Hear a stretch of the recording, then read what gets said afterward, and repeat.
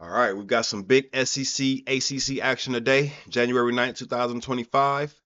South Carolina will be coming on soon. So before we get to that game, I want to go ahead and get this recap out for last night. There was a lot of Big 12 and Big 10 action going on. There was some Big East action as well. We can talk about that right now, you guys. Xavier, UConn, 27-81 for UConn at home. This wasn't a game. Xavier, they scored in single digits in 3 out of the 4 quarters. The one quarter that they did score in double digits, it was just 10. It was a slaughter on paper and on the court. The one thing that I can tell you about this game that was good was Azzi Fudd looked healthy, 23 points, 3 steals. Her three ball was falling. Just seeing that alone was good enough for me. Also seeing Ali Zebel go 5 for 9. Shout out to all the Wisconsin players. But nothing really that we can gain from this game or many games that UConn has coming up in the Big East. So that was that. Let's get to the real games if we can. TCU, Kansas. They went into Kansas, got the win, 80-73. Sedona Prince, 30 points, 14 rebounds, and 3 blocks. She was dominant in this one, 20 points at the half. I thought that maybe if Kansas could slow her down a little bit, that they'd have a chance, and they stayed in it. I'll give them that. They only lost the second half by 1 point, but they couldn't make up the deficit that TCU ran up in the first half. Haley Van Lith, she was doing her thing. They didn't take Sedona Prince or Haley Van Lith off the floor, but for 1 minute each. And so that was a lot for Kansas to deal with. Evans, she was balling. She's a really good looking junior, 6'3", puts up a lot of 3-pointers, 13 and 8 on the season. Samaya Nichols, 24 points. She's been on a heater for the last 5 games, really for the entire season. But I have more coming on her later, so we won't spend too much time getting to that. To the victors go the spoils. TCU, they got the win. They're the 11th ranked team for a reason. I'm still looking forward to that matchup against K-State. We might as well talk about them now, even though they were the later game of the night. Kansas State versus Utah. They got the convincing win, 71-47. And now Utah, they're the 22nd ranked team, so that's not a walkover. Kansas State, they went in there and they handled their business. It would, as usual, there's never one player on Kansas State that you can just point out and want to give credit to for the win. Ayoka Lee, she was solid as usual. Serena Sundell, she was solid as usual. Tamara Poindexter, she's been one of the best transfers this year coming over from Tulsa. Another big win by them. Like I've said many times before, can't really wait to see Kansas State and TCU match up in that Big 12. I think those are the top 2 teams in that conference. Well, by ranking they are as well. So we'll see what goes on with them. Ohio State, Michigan.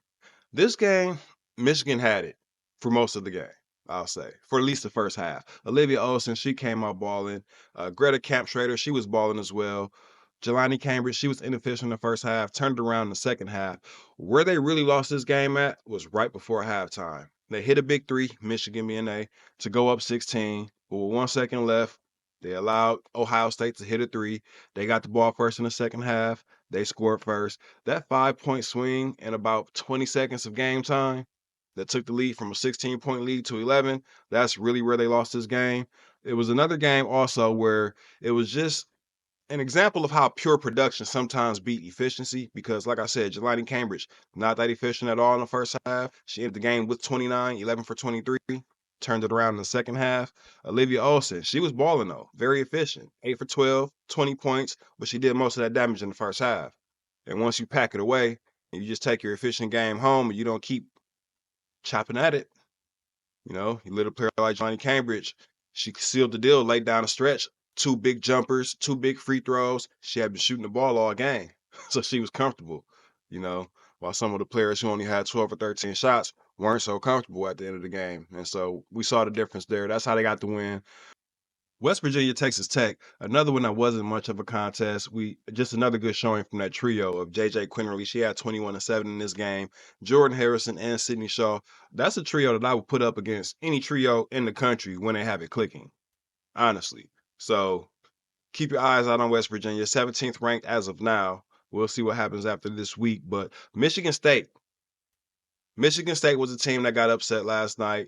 They were the 20th ranked team going up against Nebraska, who they've been in and out of the rankings, but they're a tough team, obviously, coming off some losses against UCLA and USC. They turned that around with the win against Penn State and then doubled down with another win against Michigan State in this one. It was all about Markowski with 28 points and 8 rebounds, but this was just another example of how competitive the Big Ten is because we just saw how badly USC and UCLA beat Nebraska. They put hands on them. They put hands on them, and now they turn around and get a win against a really tough Michigan State team who could turn around and upset anybody else in the country on the next game they play. So it's all up for grabs in the Big Ten every single night, and we saw that in the USC versus Maryland game. Of course, I had to save the best for last. This was the win for USC, 79-74. Going into Maryland, 17,000 plus in the crowd. Kiki Area Finn, 21 points, 7 rebounds, sealed the deal once Juju was fouled out in this game. I thought some of the officiating, and I called it out early, I thought some of the officiating was a little sketchy, the way they were calling it for Kennedy Smith and Juju Watkins. Of course, we all saw her get hooked on that veteran play from Sellers, but either way it goes, it was a great game. The two-star combinations for each team pretty much canceled each other out. Kiki Area Finn and Juju Watkins, they combined to go 14 for 36. Kayleen Smichael and Cheyenne Sellers, they combined to go 14 for 36.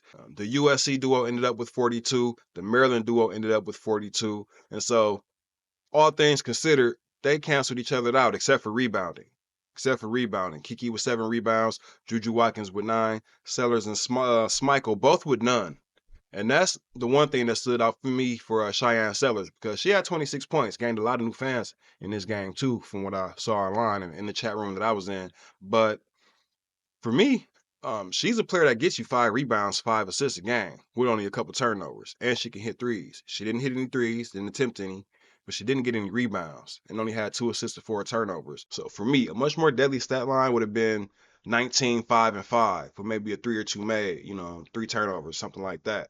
The 26 points, you always want to take that. She was really good going downhill, but she's really more of a across the stat line kind of player, a do everything kind of player. She didn't really give you that contribution in this game. All right, and just like with most USC games, I will be recapping this one on its own separate video. So I think I'll save the rest of my thoughts on this game for that video. If you want to catch it, go ahead, hit subscribe. I definitely appreciate it. Shouts out to my newest member as well. If you guys want to join the membership, you can. I really appreciate that. Other than that, I'm going to go ahead and wrap this one up. Get ready for the South Carolina game. Catch you guys on the next video. Peace.